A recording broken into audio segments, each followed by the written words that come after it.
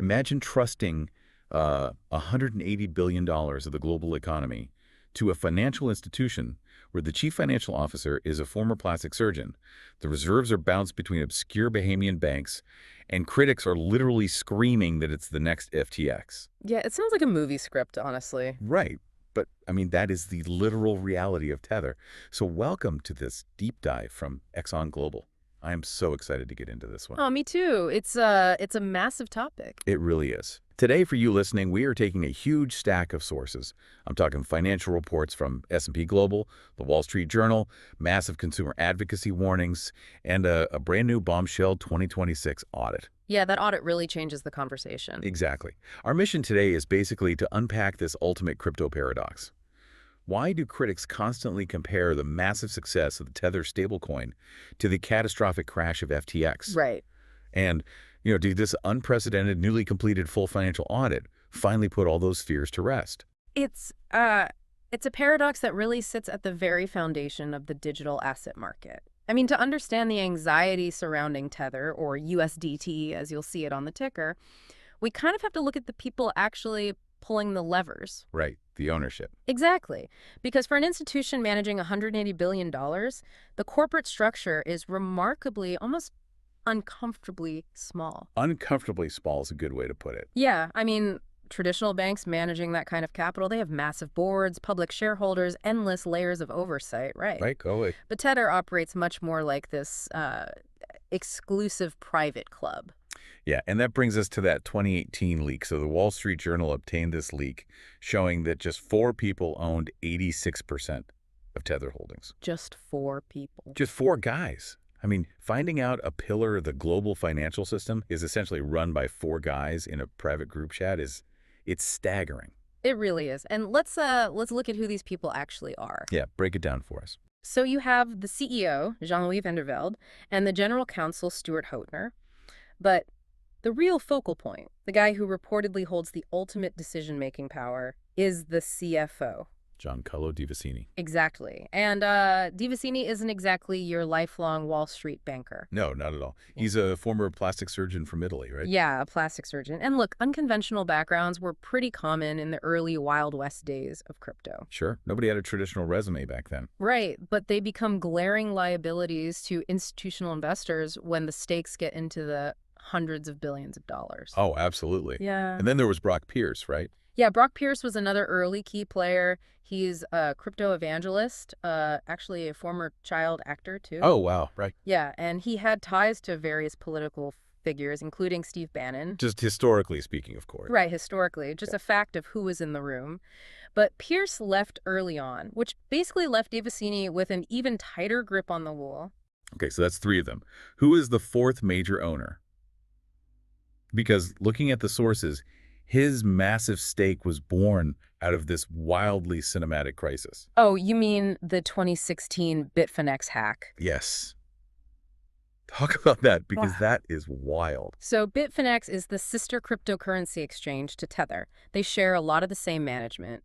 And in 2016, hackers breached Bitfinex and stole $65 million worth of Bitcoin. Which is a huge deal at the time. Massive. And instead of declaring bankruptcy, the exchange essentially forced a digital haircut on its users. A digital haircut. I like that phrase. Yeah, they issued these BFX bailout tokens to the users who lost money. It was basically a digital promissory note saying, we have no money right now, but we'll pay you back when we can. Which I imagine users were completely panicking over. Oh, absolute panic. Many of them thought Bitfinex was doomed, so they rushed to sell these BFX tokens on the open market at a massive discount, just to salvage whatever pennies on the dollar they could get. Right, just get out alive. Exactly. And this is where a Thai businessman named Christopher Harborn, who also goes by Shakrit Sakunkrit, enters the picture. Okay. He already held a large stake in Bitfinex, but he doubled down.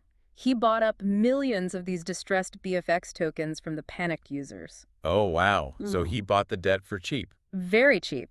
And when Bitfinex ultimately recovered, those debt tokens converted into equity. So Harborn became the 4th massive owner of Tether purely through distressed debt investing during a crisis. Okay, so if you're an institutional investor looking at this today, you have to be sweating. Oh, absolutely. I mean, you have this massive concentration of power in 4 individuals, 0 traditional financial pedigree at the top, and major equity stakes born out of a devastating security breach. Yeah, it creates a structural deficit of trust. Right. It's like finding out the Federal Reserve is run by an exclusive Discord server.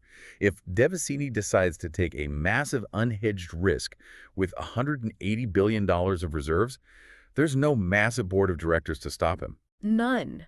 And that concentration of power completely dictates their operational culture. How so? Well, because a tiny, tight-knit group controls the company, they've historically prioritized agility and yield over transparency. Right. And that culture clashed immediately and violently with traditional regulators. Let's talk about the yield, actually, because, according to the Forbes sources, Tether makes roughly $3 billion a year just on interest from its reserves. Yes. Pure profit simply by holding the underlying assets, like U.S. Treasuries, that back the stablecoin. Okay, wait, I have a pushback question here. Go for it.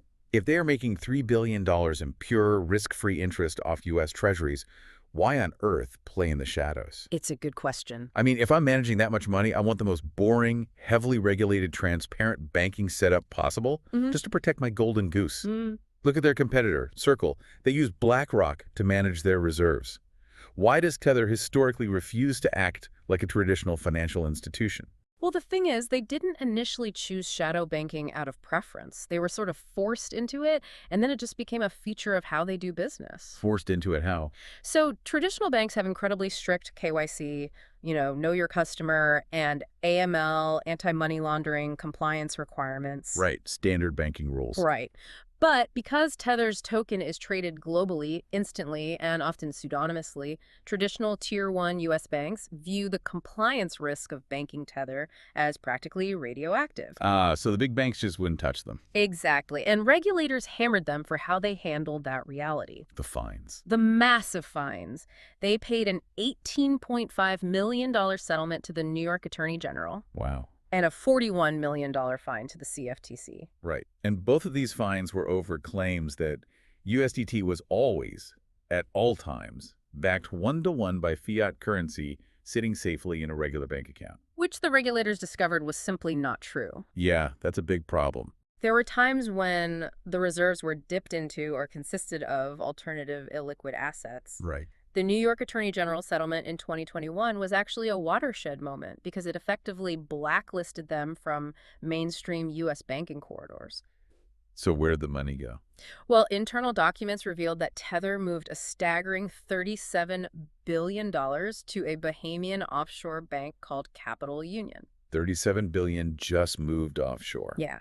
And they also leaned heavily on another unpublicized Bahamian partner called Ansbacher, which was later bought by Deltec Bank. Now, to be fair to them, they do use mainstream financial giants for some of their operations today.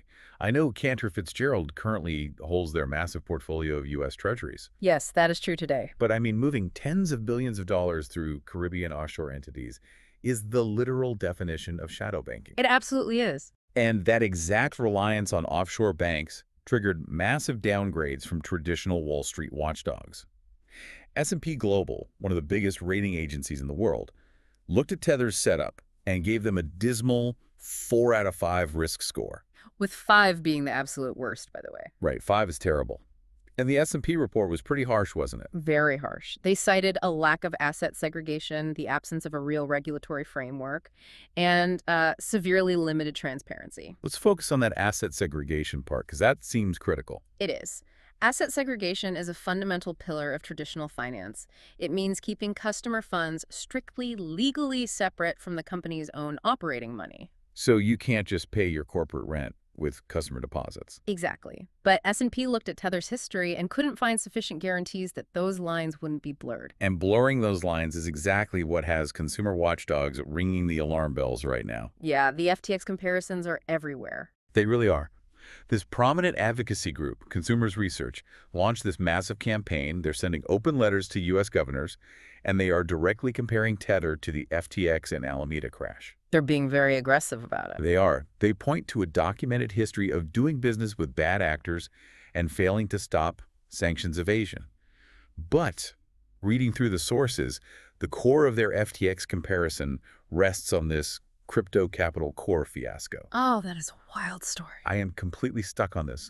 Explain this to me. How does a company operating at this scale, lose $1 billion on a handshake. Right. Well, it goes back to that friction with traditional banks we just talked about. You okay? Because top-tier banks wouldn't touch Bitfinex, the exchange desperately needed a way to process customer deposits and withdrawals. They needed a payment processor. Exactly. So they turned to this Panamanian payment processor called Crypto Capital Core. Bitfinex essentially handed over $1 billion of customer funds to this shadow entity. $1 billion. $1 billion. And there were no formal written contracts protecting those funds.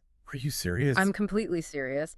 It was executed on a handshake agreement between executives. That is terrifying. And, well, it gets worse. Of course it does. Crypto Capital Core had its funds seized by international law enforcement over money laundering allegations. Oh, no. Yeah, so suddenly, Bitfinex couldn't access that $1 billion. They had a massive existential hole in their balance sheet. Yeah. The customer money was just gone. Okay, so to prevent a total collapse, what do? Tether quietly took $625 million out of its own reserves. Wait, the actual money that was supposed to be backing the stablecoin one-to-one? Yes. Yeah. They took that backing and sent it over to Bitfinex to bail them out. Wow.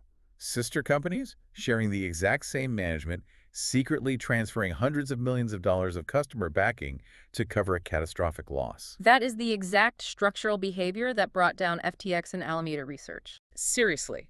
FTX secretly sent customer money to Alameda to cover bad bets. And when a run on the bank happened, the money simply wasn't there. Exactly. The only difference in this scenario is that Tether actually managed to survive. They generated enough profit to eventually replace the funds and keep the market moving. They survived, but it proved to the critics that the stablecoin reserves were not sitting in some locked, untouchable vault. Right. They were being used as a slush fund for the executives' other businesses. Let's bring in an analogy from one of our Russian sources, Hob, which I think perfectly illustrates the absurdity of this for anyone used to traditional finance. Oh, the Teterev bank analogy. Yes. Teterev is Russian for the tetherbird. Imagine a traditional institution called Teterev Bank. If this bank operated with a former plastic surgeon as CFO, zero legal asset segregation, billions of dollars historically frozen in Panama, and a disclaimer in their terms of service that explicitly states they do not guarantee they will give you your fiat money back. People would trample each other to get their money out. Right. There would be an immediate catastrophic bank run. So why hasn't the crypto market panicked? Why is Tether sitting at an all-time high of $180 billion? Well, the market hasn't panicked because of the ruthless mechanics of arbitrage. Arbitrage. Let's break that down. Yeah. Stablecoins maintain their $1 value not entirely through blind trust, but through this constant automated financial machine. How does that machine physically keep the price at $1, even when, like, terrible news breaks? Okay, imagine a terrible news article drops about Yeah. Tether's offshore banks, right? And retail investors get spooked. Naturally. They start selling their USDT on public exchanges, and the price drops from $1 down to, say, 99 cents. Okay, so it loses the peg. Momentarily.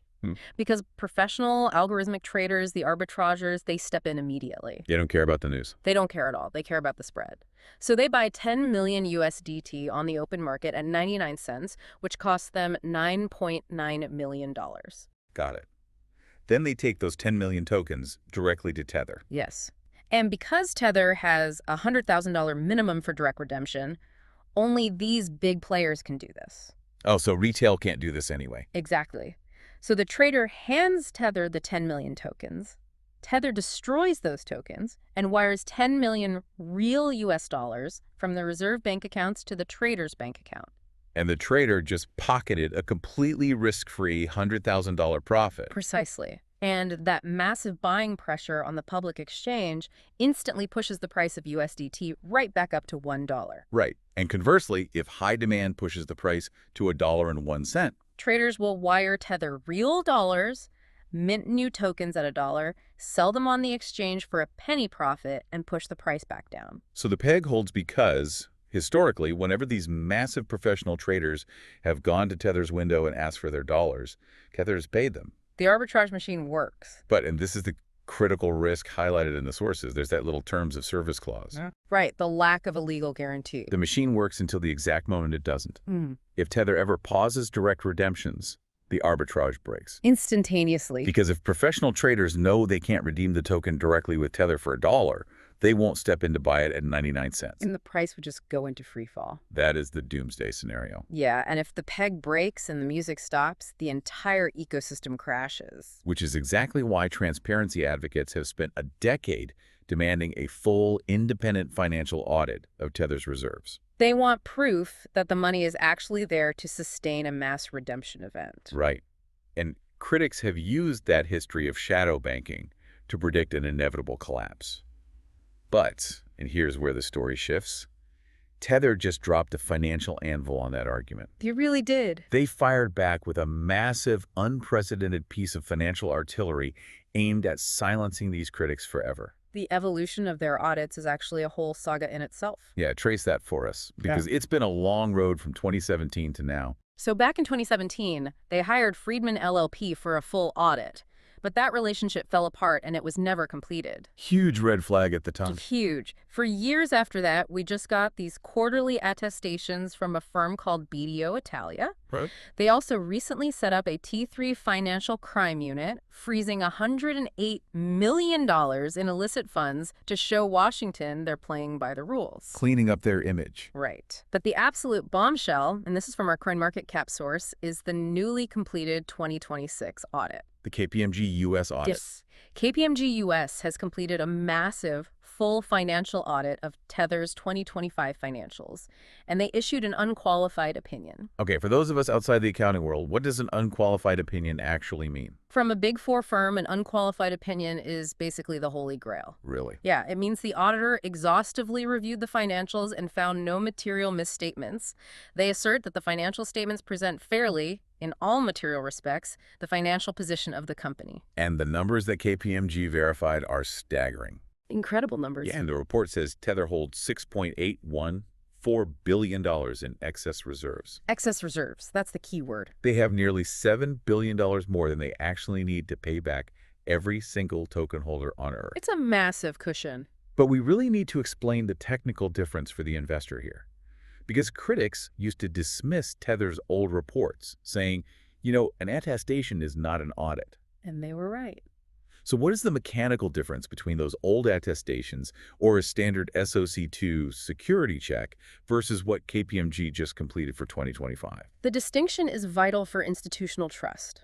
So a SOC2 Type 2 check, which Tether also completed, is about internal controls and data security. Like IT stuff. Right. It proves your IT systems, your access controls, your operational procedures, that they are secure, but it does not verify the financial value of your assets. Got it. And what about the attestations? An attestation on the financial side is essentially a snapshot at a single moment in time. A snapshot. Yeah. The auditor looks at a specific date and confirms that, on Tuesday at 4:00 p.m., the bank accounts match the outstanding tokens.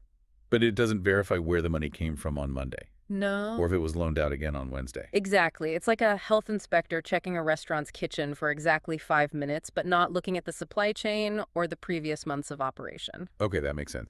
So how is a full financial audit by KPMG entirely different? Because they trace the entire economic reality of the company over the full year. Over the whole year. Right. They test the assets, the liabilities, the cash flows, the counterparties, and the sources emphasize the physical reality of this specific audit. The physical reality. Yeah, KPMG didn't just look at digital spreadsheets provided by Devasini. Okay. They physically went into secure vaults to count and inspect individual gold bars held by Tether. Wow, they actually counted the gold. They checked serial numbers and verified legal ownership, ensuring no one else had a claim on those assets. That is a completely different level of scrutiny. It really is. But, okay, let's look at the disconnect here. Let's debate this a little.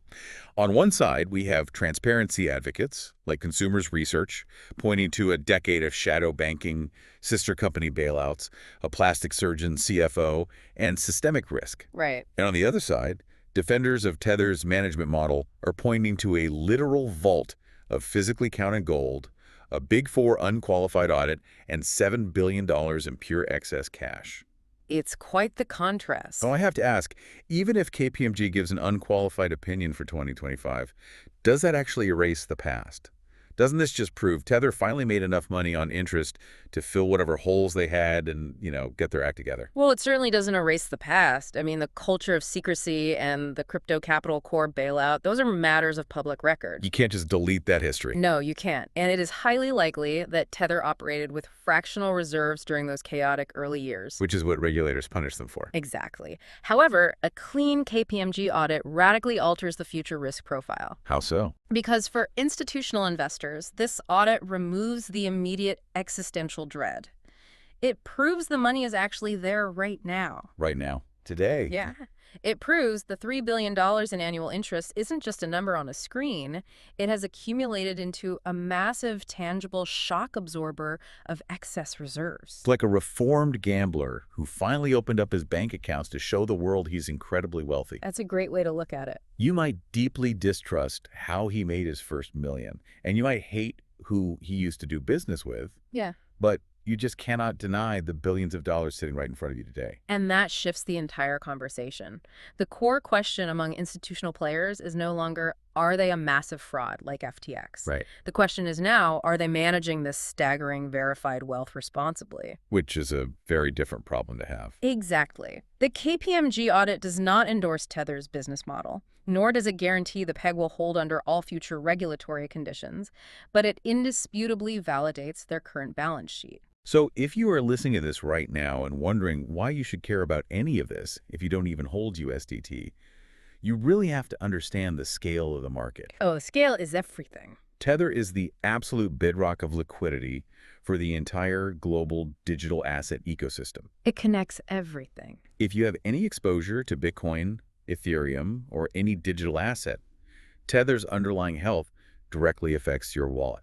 Absolutely, because most trading pairs on global exchanges are priced in Tether. Right. So if Tether were to collapse, the shock wave of liquidity vanishing would instantaneously crash the value of virtually every digital asset on Earth. It would be catastrophic, and that's why knowledge is most valuable when you understand the mechanics beneath the headlines. Definitely. Understanding Tether isn't just about crypto trivia, it's about understanding how modern financial infrastructure is being built in real time, how it skirts traditional regulation, and how it is eventually forced to mature under intense public and institutional pressure. Which leaves us with a final thought to really mull over. What's that? Well, if Tether is now verifiably backed by U.S. Treasuries, if a Big Four auditor is physically counting their gold, and they are sitting on nearly $7 billion in pure, unallocated excess profit, are they even a crypto startup anymore? Have they accidentally evolved into one of the most profitable, entirely unregulated offshore central banks in human history? That is a profound question. I mean, they are operating at the scale of a sovereign nation's reserve bank, but without the sovereign oversight. Because wild. It is a reality the traditional financial world will have to reckon with sooner rather than later. Absolutely. Well, that is all for today's deep dive. Until next time.